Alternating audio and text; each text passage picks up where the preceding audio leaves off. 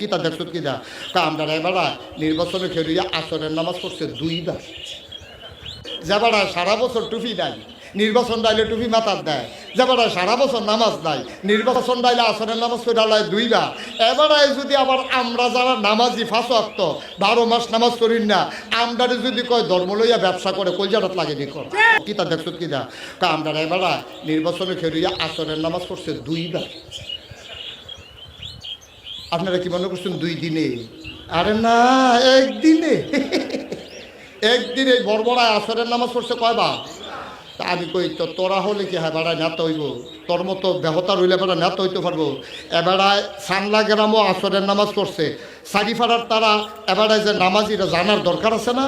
এবারা কাম লাগলে সারিফিরা গিয়ে পড়বো, টাইম থাকলে ভোট দিয়ে গিয়ে পড়বো, তোর সমস্যা কি থাকে? কাম লাগলে 3 বার পড়বো এবার নামাজ। আচ্ছা এবার আপনারা ফতুয়া দিবেন, আমরা বলি হুজুররা ফতুয়া দিই, আবার দেখি সকলে ফতুয়াবাজ বানাইলে আমরা যা করে করবো। এই যে তে নামাজ পড়লো 3 বার, আল্লাহ ফরজ করছে কয়বার? তে বড়বড়ায় নামাজ পড়ছে কয়বার? 2 বার। তাইলে এটা কি আল্লাহর লাগিয়া না বুড়ার লাগিয়া?